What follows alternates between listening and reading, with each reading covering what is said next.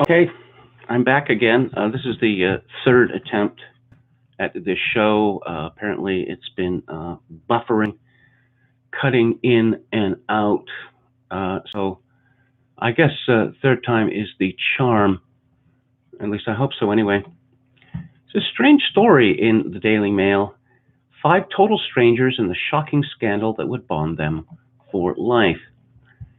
Joey Hoofdman still gets goosebumps when he describes the moment he saw a picture of his biological father for the first time. The resemblance was striking and undeniable. The slightly aquiline nose, the straight-set eyebrows, and the curve of his jaw. Even the fall of his tousled blonde hair was so familiar it was like looking into a mirror. It came as little surprise. Joey had spent his unhappy childhood convinced that he could not be related to his volatile parents, a torment that almost drove him to suicide.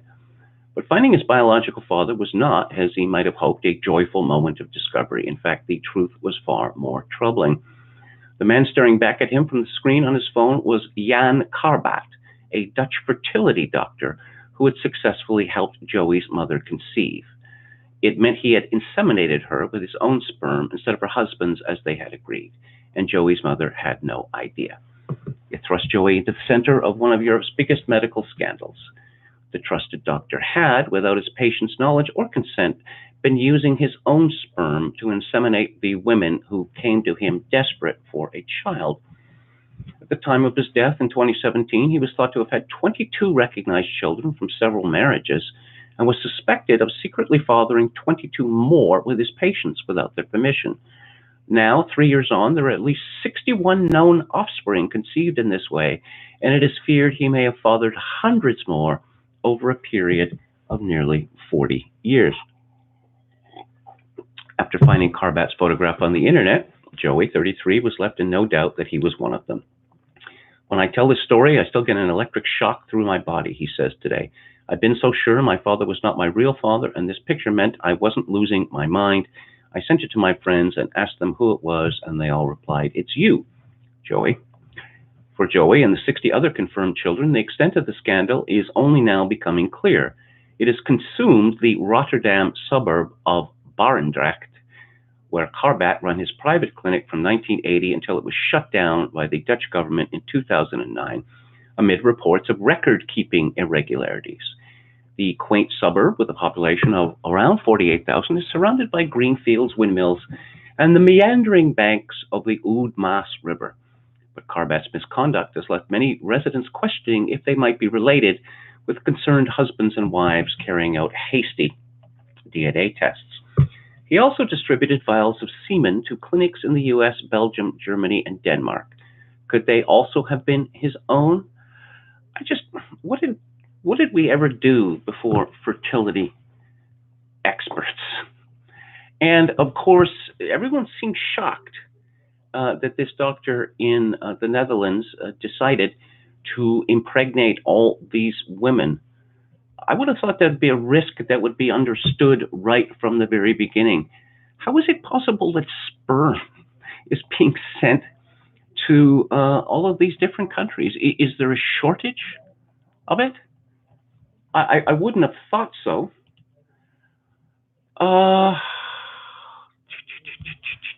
Okay, third time is a charm. Okay, well, apparently people are still hearing me.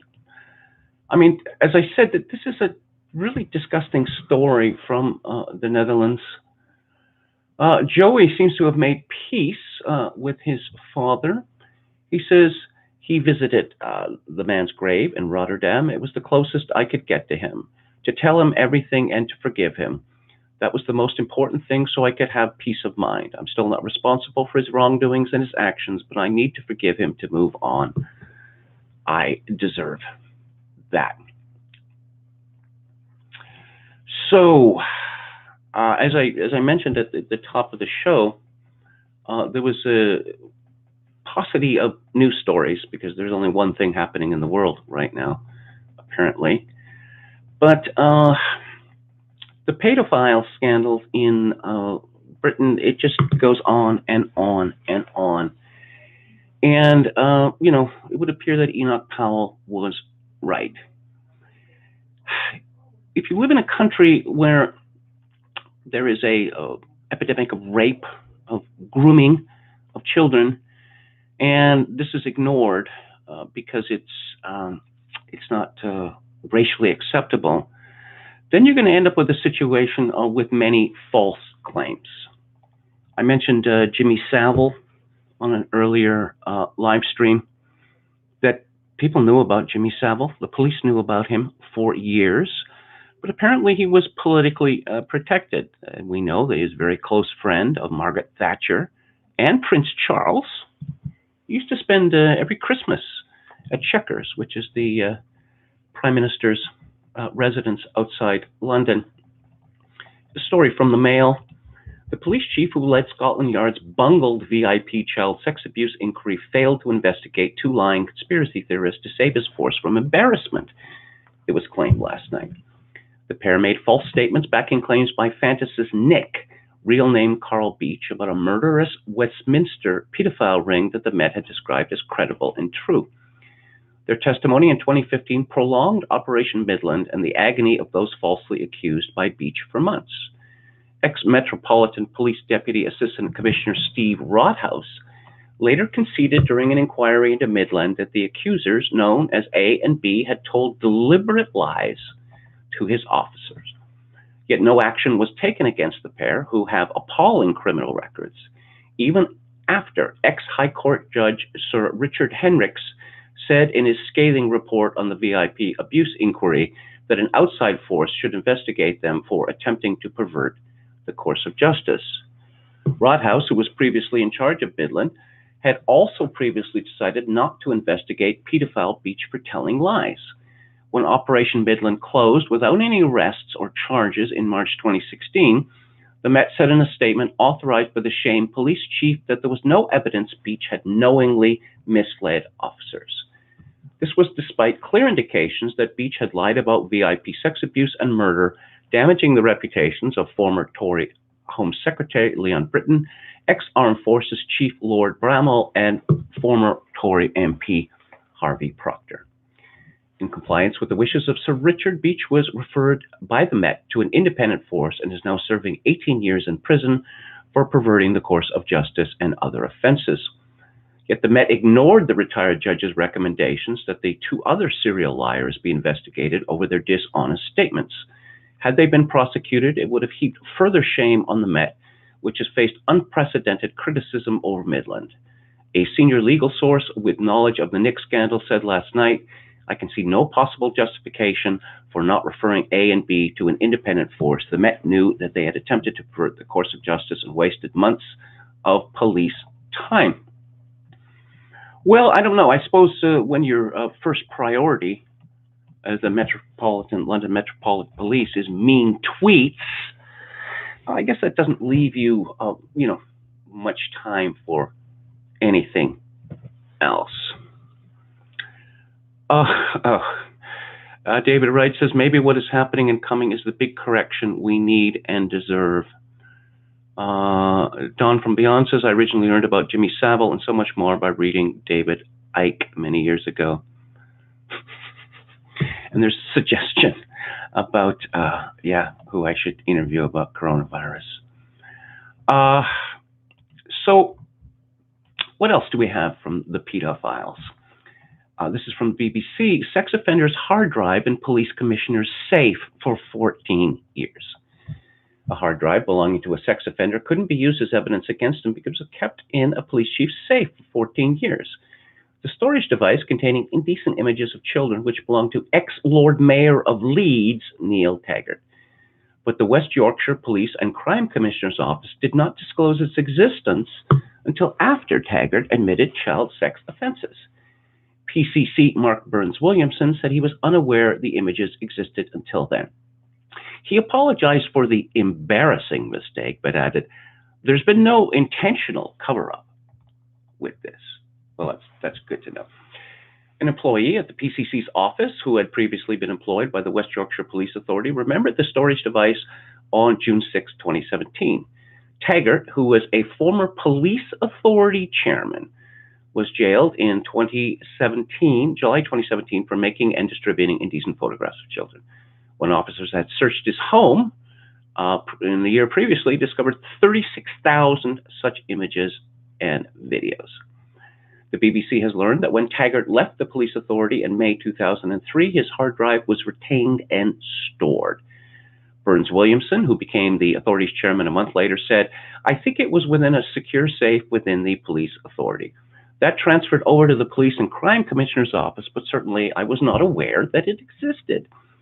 Subsequently, some images have been found on there, much later on, of course, and I can only assume that Taggart knew full well that was the case, and that's why he asked for it to be stored. Oh, yeah, there's just nothing suspicious at all about this story. I mean, it's, mistakes were made, right? And here's a story from the Independent from last month, which is it is absolutely appalling. Grooming gang review kept secret as Home Office claims releasing findings not in the public interest. And there are, this picture of 20 men who share similar characteristics. I won't go into the details. The government is refusing to release official research on the characteristics of grooming gangs, claiming it is not in the public interest. Survivors accuse ministers of making empty promises, while a man who prosecuted abusers in Rochdale called for the Home Office to show some courage and publish. It comes after the Independent revealed that almost 19,000 suspected child sexual exploitation victims were identified by local authorities in just 1 year, sparking renewed calls for prevention efforts. Sajid Javid promised the review as Home Secretary in 2018, pledging that there would be no no-go areas of inquiry. "I will not let cultural or political sensitivities get in the way of understanding the problem and doing something about it," he said. We know that in these recent high-profile cases where people convicted have been disproportionately from a Pakistani background.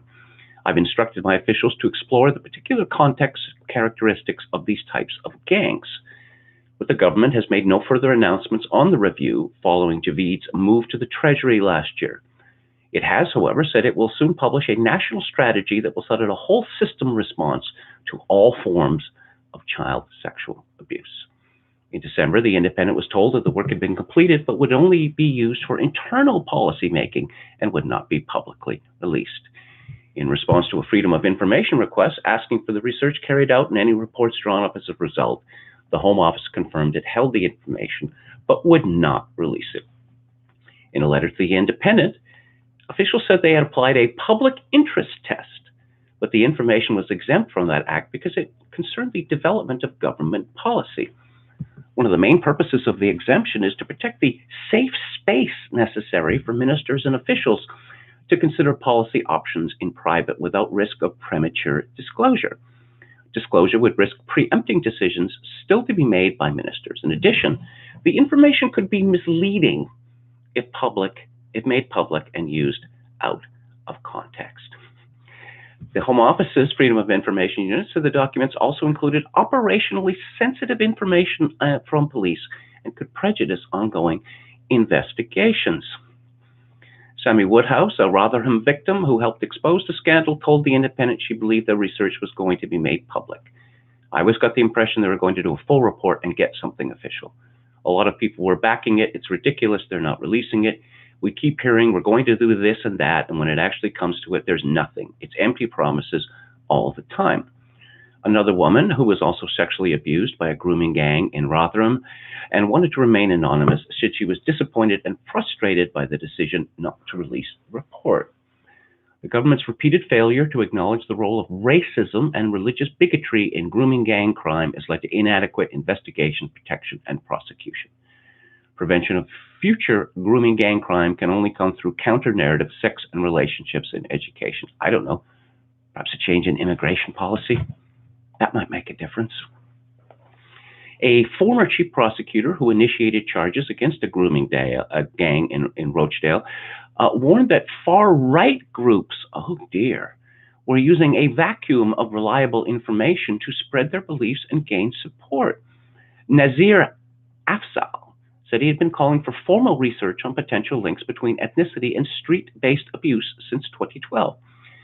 The misinformation and anecdote are exploited by white supremacists and others with an agenda. So, in other words, the British government has decided that it is not going to release information about a massive, monstrous crime that went on for, what, 20 years, if it's not still going on? Because apparently it would offend some people, that some people might draw certain conclusions, you know. So obviously we can't have that. You know, in a decent country, everyone involved with this, everyone who was in office, both locally and nationally, for the decades in which this went on, would be shamed. They would be driven out of public life. The authorities knew what was going on. They decided not to do anything about it because they were terrified of being called racists. So apparently, rape and forced prostitution is the price one pays for living in a multicultural society. It's not exactly what we were promised, is it? About multiculturalism?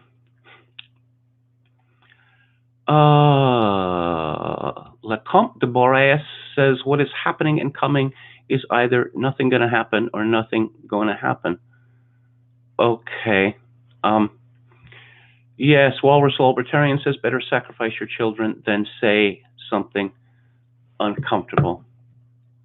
David Wright says, I imagine most of Victoria's rental properties are extremely high. That is correct. Not as high as Vancouver, but still quite high. I have, another disturbing story here, which is somewhat related to the previous one. I've mentioned on the live stream before that, as shocking as it sounds, there was support for pedophilia amongst politicians in the 1970s and 80s. High figures in the Labour Party and elsewhere. Also in Germany. This story, again, it just seems made up. It is so monstrous. Horrifying Berlin foster experiment saw kids deliberately given to pedos to see if sex abuse was good for them. Victims of a warped social experiment in Germany, where authorities deliberately placed troubled kids with pedophile foster parents, are set to win compensation. Between 1969 to 2003, those homeless boys aged between 6 and 14 were handed over to pedos because it was thought the vulnerable kids might benefit from their attention. How is it that people are not in prison over this? How is it that people are not executed because of this? The twisted logic behind the Kentler experiment, named after the leading sexologist Helmut Kentler, who spearheaded it, was that pedophilia could have positive consequences. Astonishingly, in the late 1960s, Kentler managed to persuade West Berlin's ruling Senate that homeless boys would leap at the opportunity to be fostered by pedophile dads. It was successfully argued that they would be head over heels in love with their new father figures. About this time, Kentler was publicly lobbying for decriminalization of sex between adults and children in West Germany. The academic argued youngsters almost always are more seriously damaged by their abusers being prosecuted than by the abuse itself. Well, he would say that, wouldn't he? But despite his openly positive views on pedophilia, Kentler was given official blessing for a pilot that paved the way for the experiment.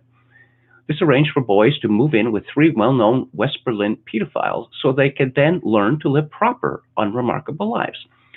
Later, he explained he believed that 3 men would do so much to help their boys because they had a sexual relationship with them. It's not clear whether the West Berlin Senate voted on the experiment or agreed to it behind closed doors. But details are now beginning to come to light of the grotesque policy as the victims demand justice for their ordeal. 2 of the fostered victims are in line for a compensation payout from the city senate. They were so emotionally disfigured by their ordeal, they are unable to work. One of the victim's lawyers is reportedly pressing for a lump sum of 100,000 euros plus a monthly pension of 2,500 euros. The legal proceedings refer to one boy called Marco, who had been taken into care in 1989 after fleeing his violent dad. Age 6, he was placed with his foster father. Fritz H. began going into a room for a cuddle, which heralded years of abuse. In an interview with Der Spiegel, Marco said for 10 years he was repeatedly beaten and raped by Fritz H. until he grew up and fought back. Another of his victims, known as Sven, was abandoned by his parents at the age of 7 and contracted hepatitis B on the streets of Berlin. Authorities in 1990 then gave him to the pedophile, and he suffered repeated sexual assaults, which were allegedly videoed. Boys in the care of Fritz, who has since died, were kept isolated from the outside world. So many questions, not least why the Kentler experiment was ever allowed, remain unanswered. The city government, it says, it has no idea who in West Berlin's welfare agency agreed to the so-called Kentler experiment.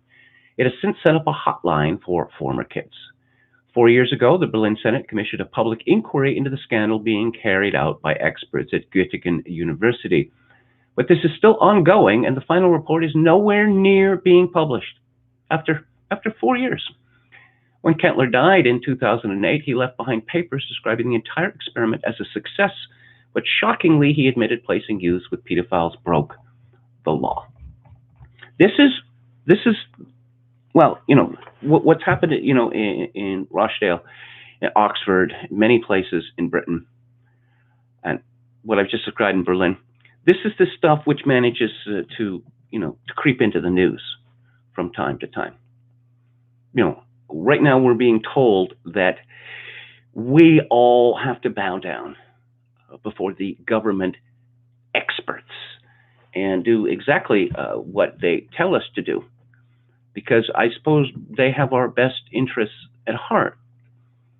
But, as I just mentioned, in Britain, for decades, thousands of teenage girls were raped, forced to work as prostitutes. The authorities knew about it. They did nothing about it.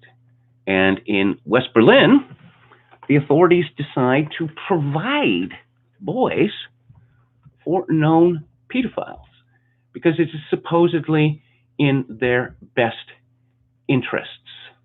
I don't know about you, but I am not so keen on so-called experts. No? Let's see, from the chat, Alberta is going Yankee. Yeah, I don't know about that. I don't know. There was a political leader in Saskatchewan some years ago who argued that Saskatchewan should join the United States. Eventually, he just made the journey. He made it personal. I believe he moved to Arizona. Daniel Bendit Cohn from Paris 68 fame. Yes, exactly. This is a fellow who has talked about this for years, and he is still a respected political figure. He wins awards and such like. Yeah, he was what did they call him? Danny the Red. Let's look at his Wikipedia entry. Cohn-Bendit published a number of provocative statements regarding sex with children in the 1970s and early 1980s, notably in his 1975 book Der Grosse Bazar, where he describes erotic encounters with 5-year-olds in his time as a teacher in an anti-authoritarian kindergarten. Since at least 2001, Cohn-Bendit has been accused of defending pedophilia during the 1970s. The controversy resurfaced in 2013 as he received the Theodor Heuss Prize that was a rally by child protection activists. The president of Germany's Federal Constitutional Court cited the book as grounds for his refusal to give the speech at the awards ceremony. The affair triggered wider research into the pro-pedophilia activism which prevailed in the German Green Party well into the 1980s. An article in the Frankfurter Allgemeine uncovered several repulsive passages in Plasterstrand, a leftist magazine for which Cohn-Bendit was under press law responsible. It cited a 1978 defense of Cohn-Bendit's of this editorial practice, as well as an appearance in a French television talk show in 1982, where he described a 5-year-old undressing herself as an erotic game. He reacted to these allegations by claiming that his descriptions of erotic encounters with prepubescent girls were not based on true events, but were merely intended as what he today calls obnoxious provocation, aimed at questioning sexual morals at the time that shouldn't have been written that way. Yeah. This guy's he's still around. I see, let's see. He was co-president of the group European Greens, European Free Alliance in the European Parliament. He co-chairs the Spinelli Group, a European Parliament intergroup, aimed at relaunching the Federalist Project in Europe. Good luck with that. He was a recipient of the European Parliament's European Initiative Prize in 2016. So no, see, he's not, disgraced. He is not run out of public life. He is given awards, because he's a Green, and everyone loves the Greens, right? It just struck me. We have sort of a nightmare coalition in my province of British Columbia, the Socialist New Democratic Party with the Green Party, which is particularly strong on Vancouver Island, where I live.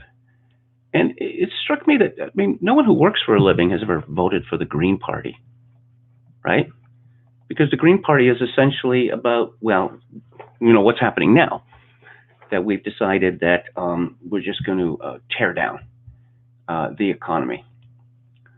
And as Dr. Charlton pointed out, this was clearly the goal of the climate change hysterics, and it wasn't getting anywhere, because, as I said last week, when are we going to get to the fireworks factory? Apparently the Earth is going to turn into Venus, and the seas are going to be boiling. Well, when is that going to happen exactly?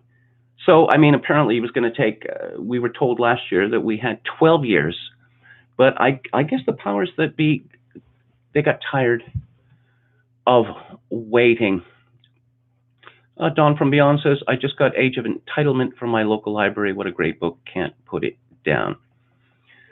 I like your green outfit, Kevin. I had dressed shortly before the show, and then I was anticipating people joking that I thought that it was, St. Patrick's Day, a day early. It's purely, it's accidental, purely accidental. Yeah, as I say, there was major figures in the British Labour Party in the 1970s and early 80s who considered, pedophilia to be a civil rights issue. Now, they all deny it, but it's on the record. I don't know how these people can show their faces in public, but this is the world in which we live. If people are suffering unduly from anxiety, as I'm going to repeat my advice from last week, probably best to stay away from the Drudge Report. San Francisco orders residents to stay inside. What about the people who are crapping on the sidewalks? Have they been ordered to stay inside? 1 in 5 Americans expect to catch it. $1,000 bonus for every citizen. Is that Mitt Romney? That's his idea. Now that the Federal Reserve has fired its monetary policy bazooka, announcing Sunday the second emergency interest rate cut in as many weeks, this one taking rates effectively to zero, expect the drumbeat for fiscal stimulus to pick up as more economists pound the table for government action. On Monday, Senator Mitt Romney of Utah joined a growing chorus of liberal and conservative economists who are lining up behind a proposal published in the Wall Street Journal by Harvard professor Jason Furman, who chaired the Council of Economic Advisors under President Obama, that calls for direct government payments of $1,000 to every American adult. And of course, that wouldn't cause inflation or anything like that, right? Romney said the idea would help ensure families and workers can meet their short-term obligations and increase spending in the economy.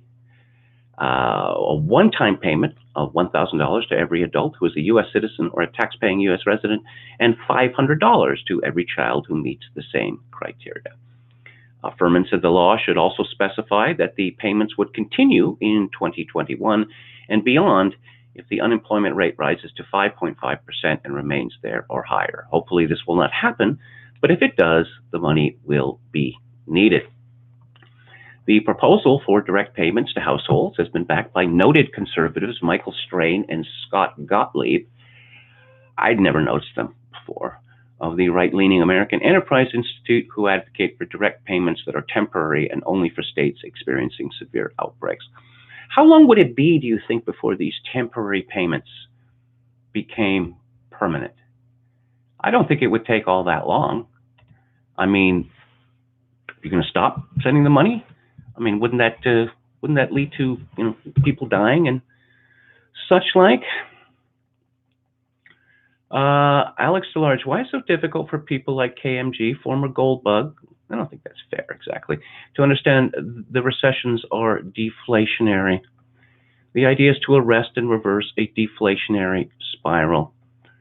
Printing money fixes any amount of deflation, says Brandon Smith. Yeah, we're not supposed to have inflation. The official measures of this, they show that there's no inflation, but of course they don't take into account things like healthcare and the cost of university. Effectively, they use a measure which is designed to so that we don't know what the actual inflation rate is. Tricky Woo says, the only question I'm pondering is how long and how bad is this BS going to be? Half Galician says, food, healthcare, tuition, daycare, all are higher. Apparel and electronics lower, been this way for a long time. I confessed on the show that, I was impressed by arguments made about gold years ago, but I abandoned this when it became clear that the system is rigged. That anytime gold goes substantially higher, it is whacked down by billion-dollar trades made in the middle of the night. Isaiah Selassie says, search shadow stats for the numbers calculated the own way. Yes, I recommend that. That's a very valuable site. So, okay, hang on a second here, folks. What else do we got here? According to MarketWatch, the Fed is throwing money in the wrong place, says Sheila Bair, former top banking regulator.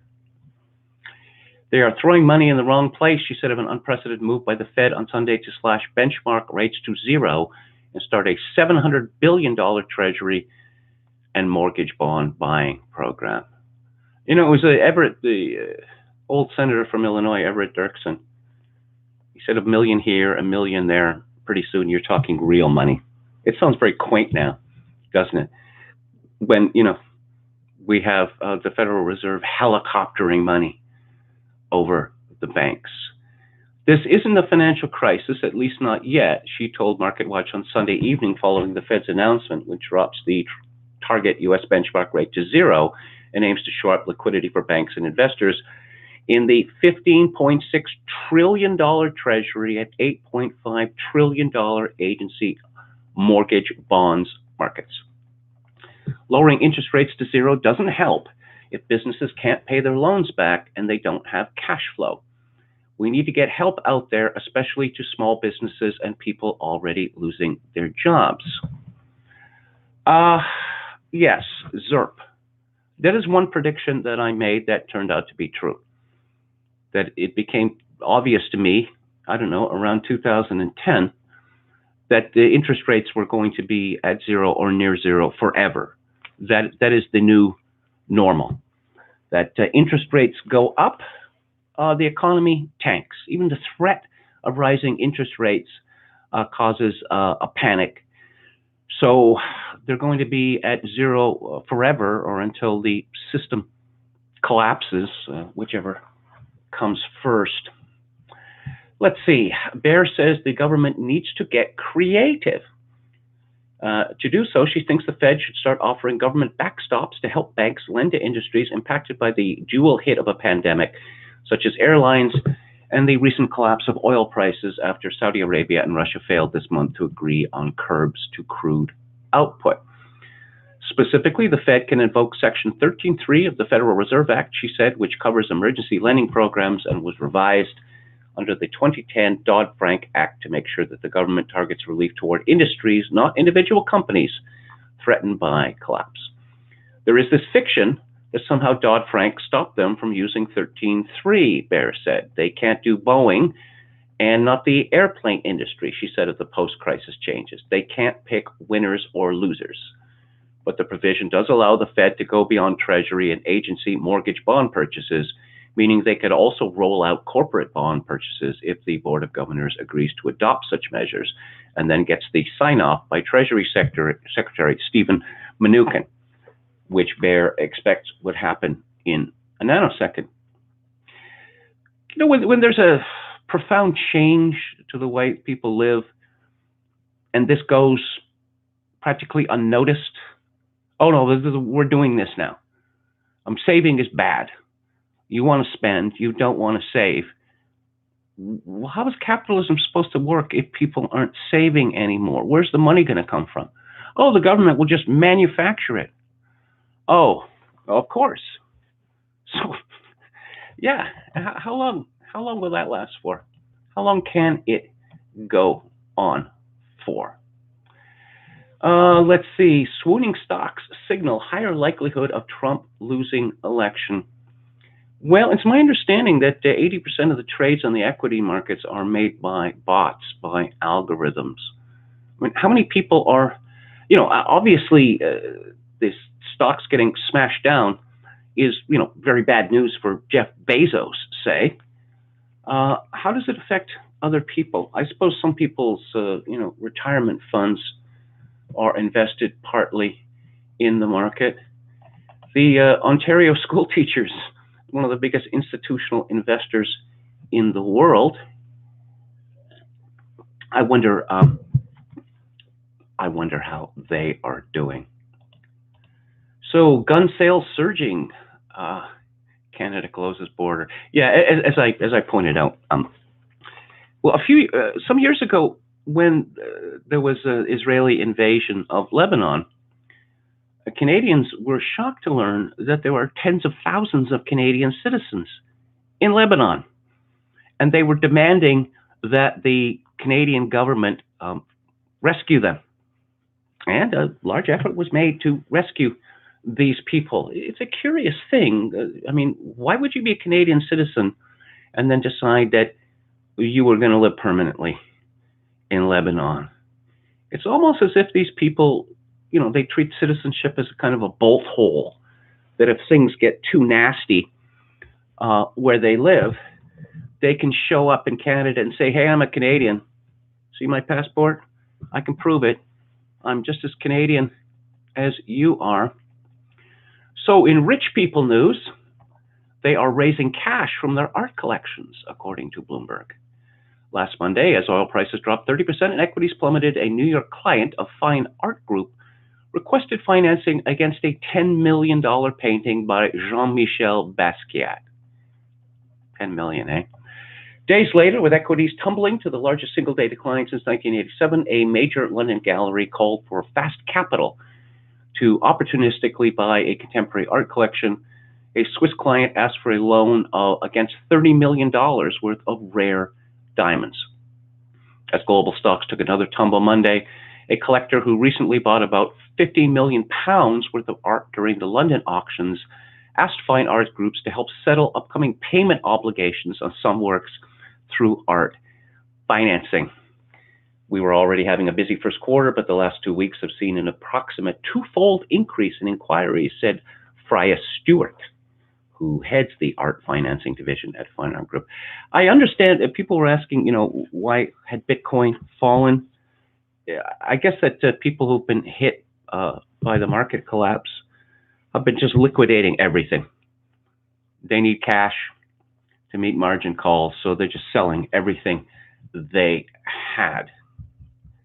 How is Bitcoin doing these days? Let's see. Brandon Smith says the Italian newspapers have 10 plus pages of obituaries for days now. I share KMG's bag anger now that they have implemented this counterproductive nonsense in New York City. Apart from, we have this panic, this coronavirus panic, right?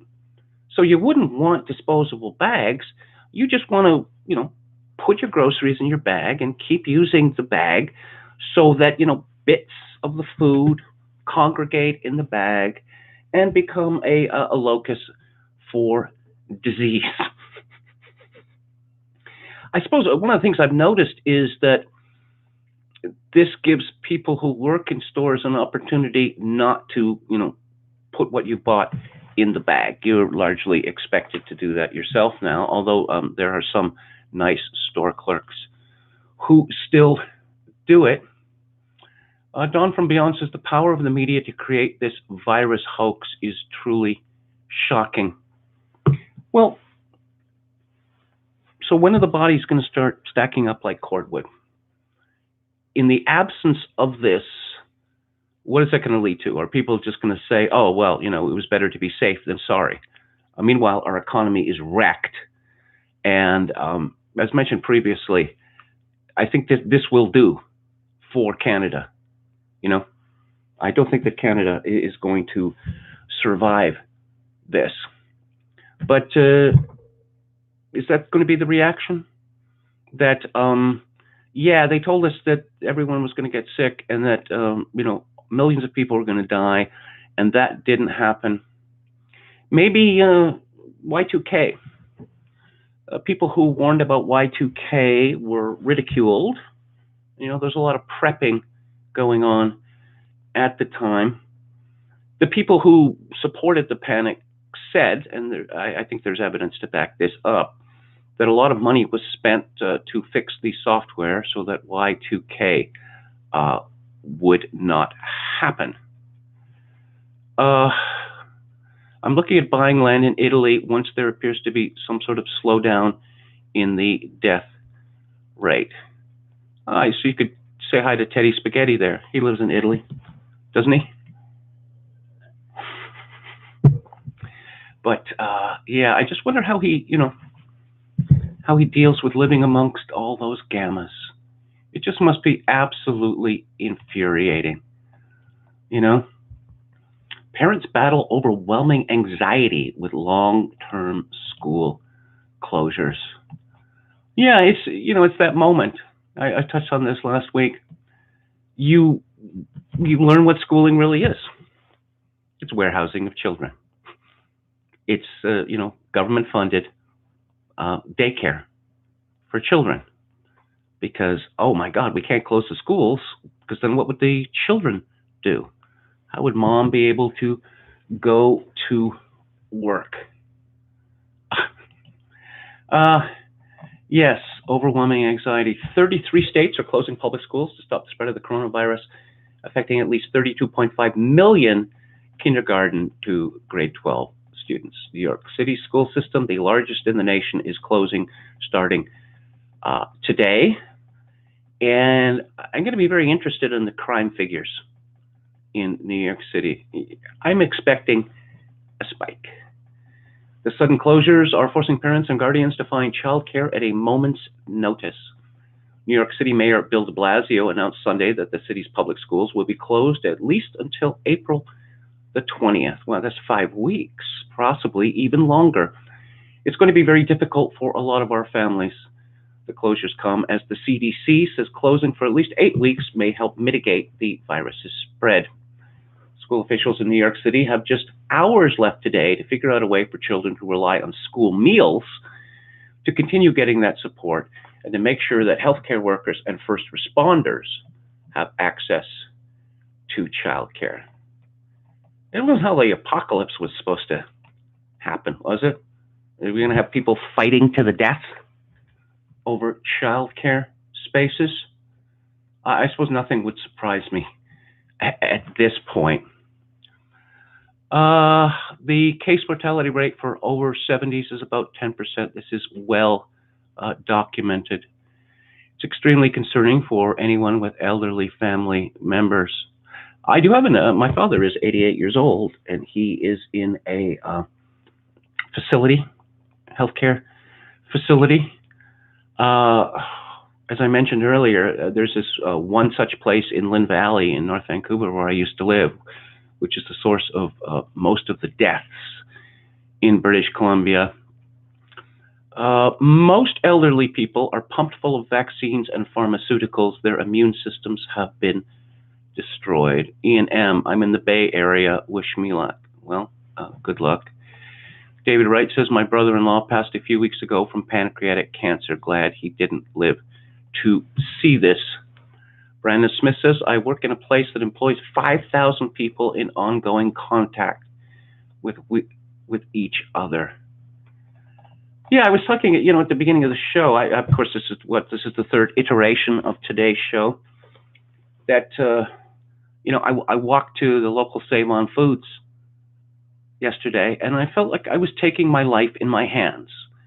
And given what I know about the actual number of people who have been diagnosed with coronavirus on the island in which I live, I believe it's up to a shocking total of 9 now. So everyone's a threat. Everyone regards everyone else as a threat now. That no one can be trusted. That everyone is hoarding toilet paper and hand sanitizer and the like. And I don't know. I think that Dr. Charlton could be exactly right. That this is, in fact, a government. This is a conspiracy. One world government, authoritarianism. Our society is less trusting and cohesive than it was 50 years ago, says Alex DeLarge. I mean, that's absolutely true. Calix Rose says, how are famous people being tested so quickly? Do we know that they're actually being tested? It used to be that, when celebrities got strung out on drugs, say, they would claim that they were suffering from exhaustion. Now, apparently, they all have Lyme disease. And I think that, people could be making it up. We see that Brian Mulroney's daughter-in-law, I don't know, she's some sort of a hero because she's not leaving the house. That everyone, self-quarantine. Oh, that's the hot happening thing now. I'm going to take lots of selfies of myself and put it on Instagram stories, which, we are now told Instagram. It's about stories. It's about women showing off, actually, is what it is. There was a opinion piece on NBC News a couple of days ago where this fellow who had been in China was complaining that the United States is not as authoritarian as China is.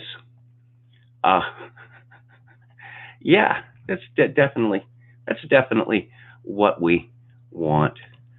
And, in all of this turmoil, who is thinking of Prince Harry and Meghan Markle? Apparently, they have their set sight on a future in California as they start to create their own life. A source tells People magazine, or NEPADS, as it's known in the business.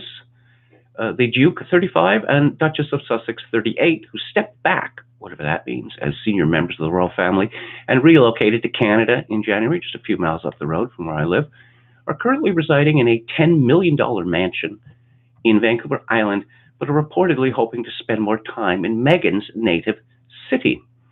This is what Meghan and Harry have always wanted, to create their own life. It's got to feel like an immense relief to get out of the UK and go down their own path. Again, according to a source, People magazine. A source previously told the publication they love being in Canada, but they're looking at houses in LA too. They will likely have houses in both places. Oh, and who's going to pay for their security? Because the Canadian government isn't going to do it. However, it is now thought the couple will primarily reside on the western side of the Atlantic, having only made fleeting official visits to the UK to wrap up their final royal duties. Since relocating to Vancouver Island, the couple have the freedom to do whatever they want because the locals don't bother them. Yeah, but they do want people bothering them. They want the paparazzi taking pictures. What was it? Late last year? Apparently, Megan Mertz was shocked by paparazzi. And she had a big, broad smile on her face. She didn't look shocked. She had 2 dogs on leashes, and she had a baby wrapped around her neck. Who does that, by the way? You know, if one of the dogs, decided to make a break for it, could lead to an ugly situation. Megan Mertz also lived in Canada while filming legal drama Suits. In her now defunct lifestyle blog, The Tig, the former actress who was born in Los Angeles praised Toronto. She wrote, "The people are so kind. I love the food scene, and I really love exploring little nooks around the city with my 2 dogs. I love how much green space there is tucked away. You wouldn't expect that, and it reminds me of LA in a lot of ways." Is that a compliment? In another post, the former actress praised California, writing, "I was born and raised in Los Angeles, a California girl who lives by the ethos that most things can be cured with either yoga, the beach, or a few avocados." Can you believe this woman? Last week, the royal couple returned to the UK to take part in the final royal engagements. And reading the comments here we go again. Source tells People, just to get a negative reaction out of people. Can't understand why people can just be happy for these 2. Hollywood will use them if doing so lines their pockets, but they'll never include them, really include them in all the Hollywood inner circles, because Hollywood people have way too much to hide, and we all know that Meghan doesn't get her way. She threatens to tell all. These are really hostile, really hostile comments from the Daily Mail that they've blown it. They've completely blown it. This woman announced that she was all loved up with Harry, and the country just fell in love with her instantly. And 3 years later, they can't wait to be shot of her. Meanwhile, the Queen holds fort, and these 2 chancellors are prancing about. I don't know. There was a controversy, the Queen deserting Buckingham Palace, moving to Windsor Castle, and then this was denied, apparently. I mean, this woman Elizabeth has been Queen since 1951? She's 93 years old. I would have thought that, she'd be past worrying about such things by now, but who knows? In more editorial news, some of the most popular hotels and casinos on the Las Vegas Strip, employing tens of thousands of workers, are shutting down amid the coronavirus pandemic. MGM Resorts International, which owns the Bellagio, MGM Grand, the Mirage, and several other resorts, announced on Sunday it is temporarily suspending operations at all of its Las Vegas properties. Chairman and CEO Jim Murren said the closure is for the good of our employees, guests, and communities, as it is now apparent that the COVID-19 coronavirus pandemic is a public health crisis that requires major collective action if we are to slow its progression. Yeah. People die from all sorts of reasons. You know what? People die from fear. You probably read stories about Africa, where someone gets a witch doctor to put a curse on them, and they shrivel up and die in a couple of weeks. I suspect that people have worked themselves up into such a frenzy over this that it is compromising their immune systems. There was a very amusing video I saw a couple of days ago about this fellow. This is what he was advocating, that we should all just get into a complete panic because that will destroy our immune systems, and that's what we want, right? So the rich are selling their art, and Las Vegas is closing. We're talking about a depression here, right? I mean, how many people is that going to kill? Let's see. I'm going to take a final look at the chat here. Respectable commenting name says, libertarian type I know was complaining about the strip being shut down. They Uber in their spare time and thought they carried someone with Wu flu.